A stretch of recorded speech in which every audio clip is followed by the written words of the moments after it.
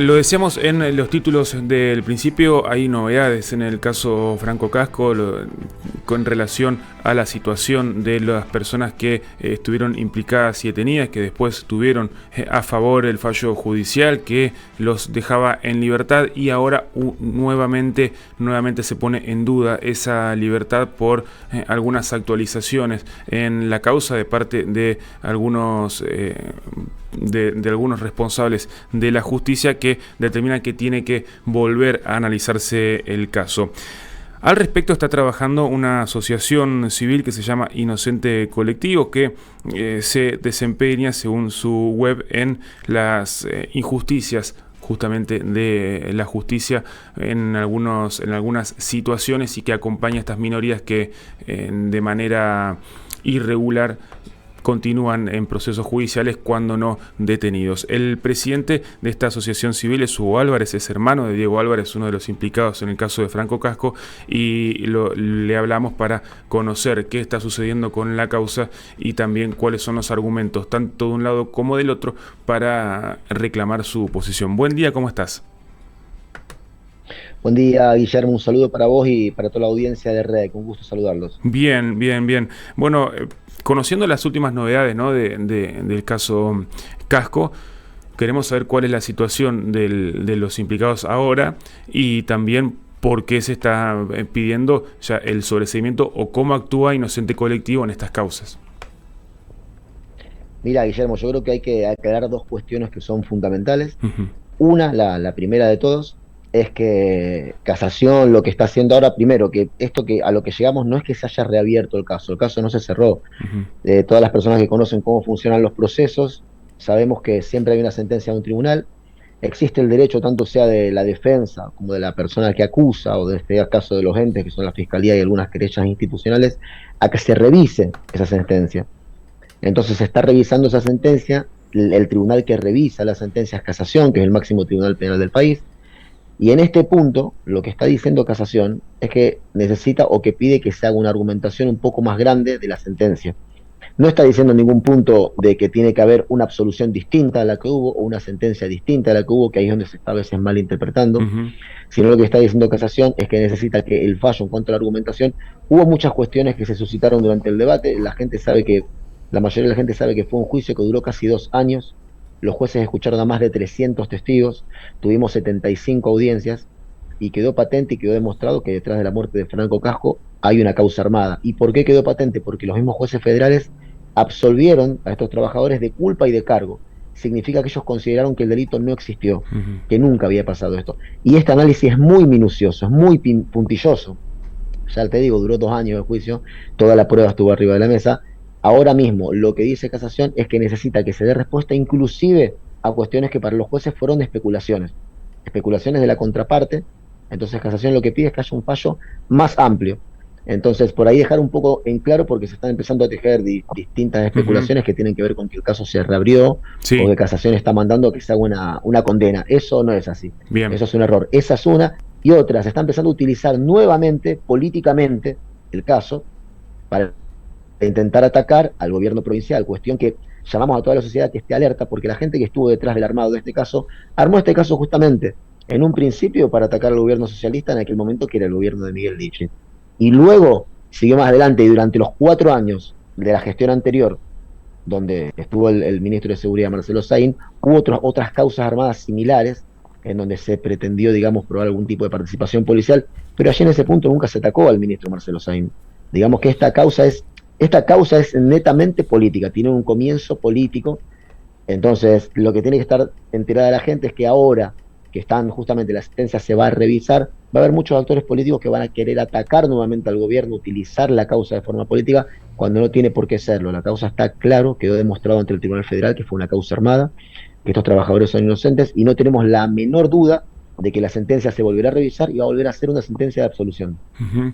Y bueno, entonces estimo que el llamado a casación no es tan mala noticia como uno por ahí pensaba, pensando, ¿no?, desde su lado.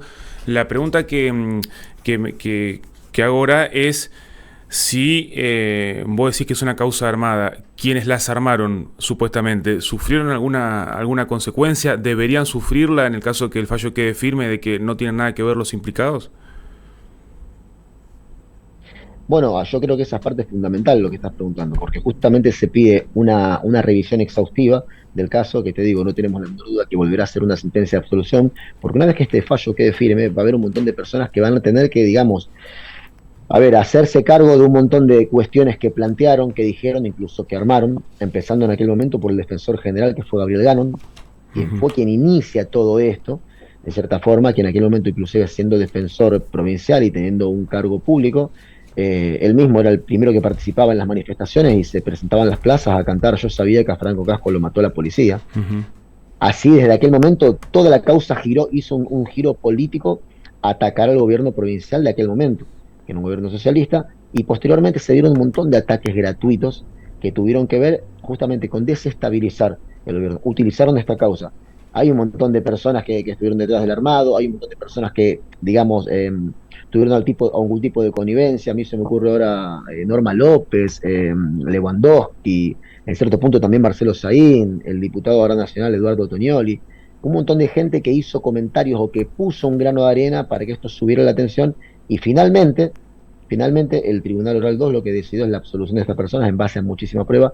Entonces es una causa que tiene muchas rispideces por las cuales entiendo que quieren que se analice en profundidad, porque en base a que quede firme va a haber muchísimas personas que van a tener que dar explicaciones ante la justicia. Ujú. Y ahí preguntarte sobre lo puntual, porque según vos decías recién en qué comprende o cuál es el argumento de casación. Ahora, hay fiscales que están pidiendo la detención o la nueva detención de los que estaban implicados. ¿Desde Inocente Colectivo ustedes realizan algún tipo de presentación o es el acompañamiento a aquellas personas que puedan estar involucradas en una causa armada?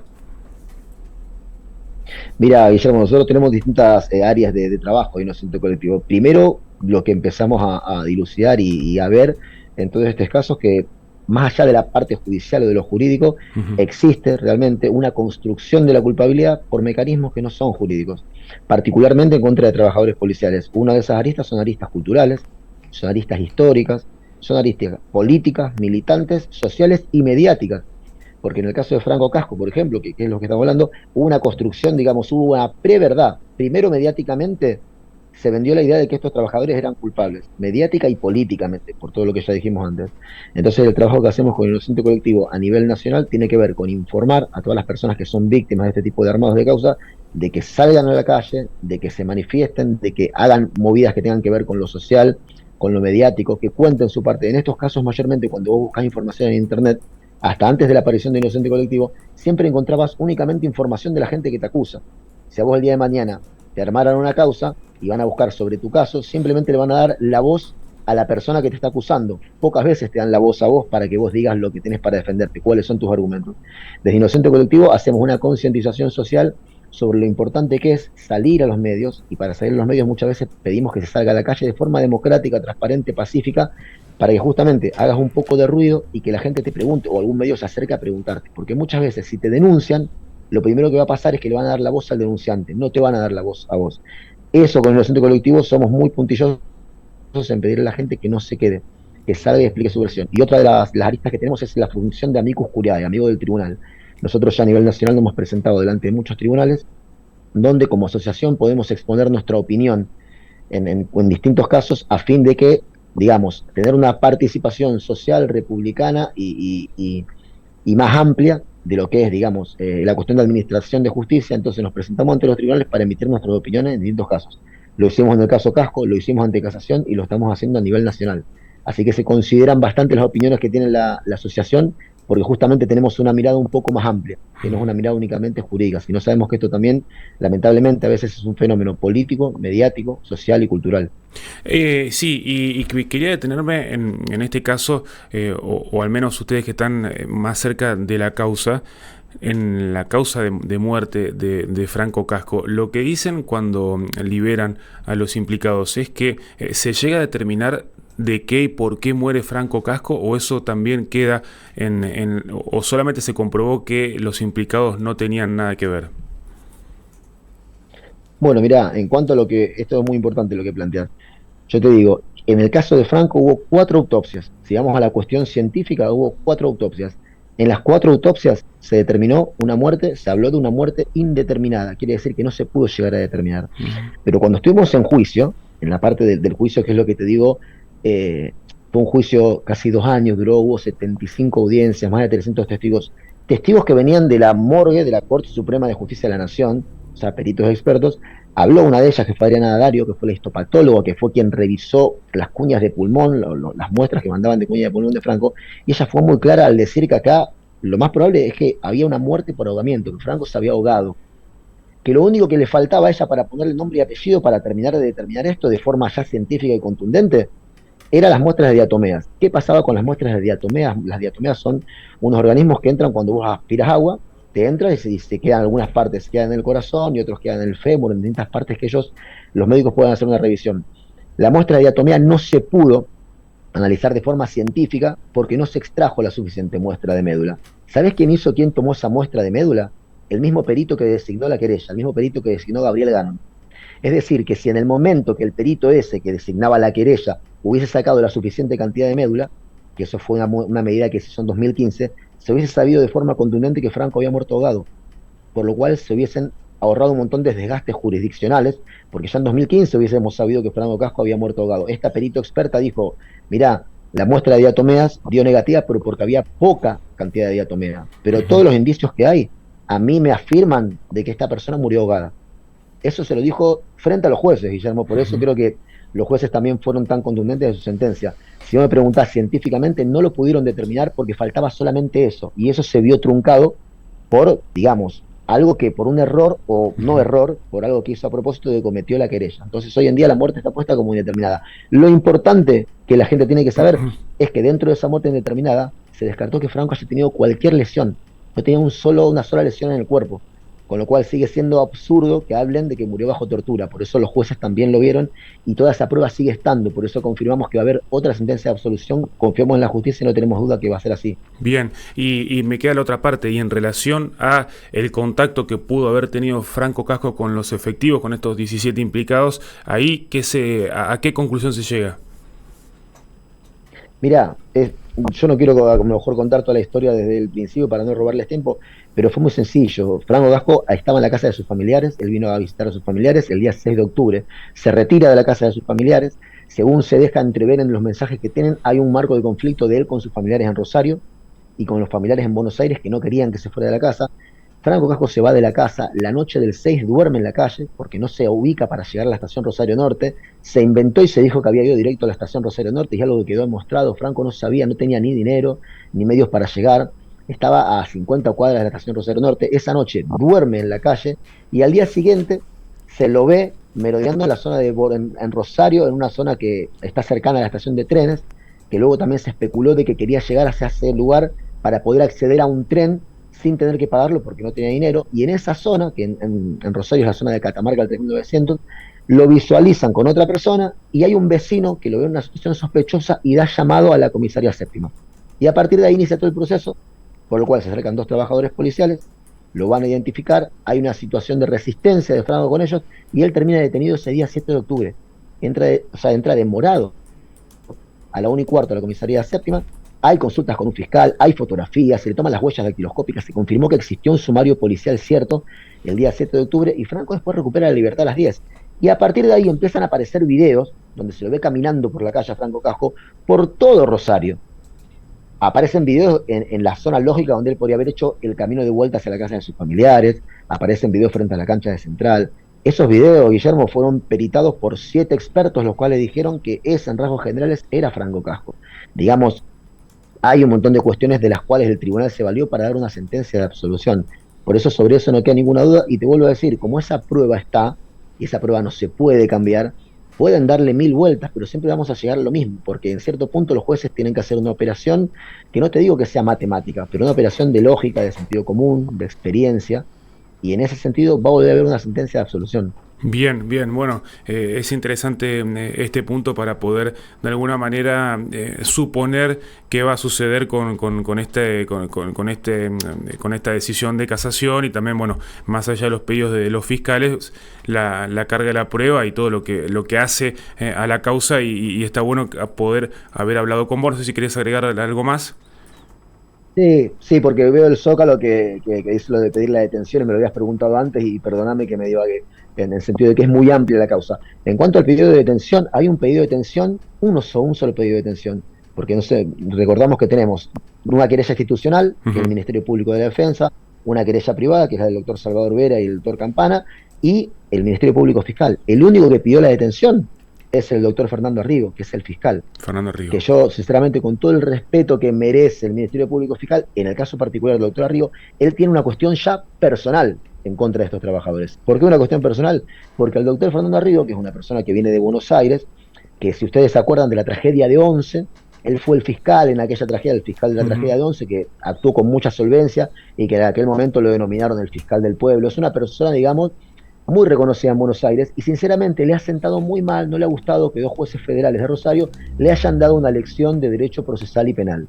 Porque la esperanza que teníamos todos, Guillermo, era que cuando llegaran los alegatos de clausura, en base a toda la prueba que se vio, el doctor Fernando Arrigo haciendo, digamos, haciendo valer a lo buen fiscal que él, que es pidiera una sentencia, él mismo desistiera de acusar y pidiera la absolución, porque la prueba lo demostró. Pero no fue así, él pidió 14 cadenas perpetuas, es una locura lo que pidió.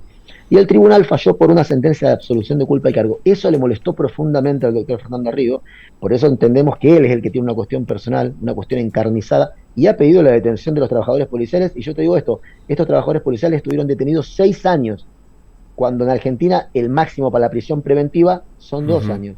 Ya estuvieron 3 veces lo que marca la ley, por eso es un absurdo que lo van a estar detenidos y el tribunal ya confirmó que no los va a detener. Este viernes tenemos una audiencia, pero ya en un primer momento dijo el tribunal que no los iba a detener y que simplemente le iba a pedir que se personara en el tribunal, cuestión que ya hicieron. Ellos mismos, los trabajadores policiales, el mismo 20 de diciembre se presentaron nuevamente ante la justicia, como lo hicieron siempre. En el primer momento, en 2017, cuando salió la idea de que los iban a detener, se presentaron espontáneamente en el tribunal. Luego, algunos de ellos los fueron a detener y no estaban en sus trabajos y Ujú. comparecieron espontáneamente en Gendarmería. Por eso digo que esto del tema de la detención, ya el tribunal decidió que no va a haber una detención.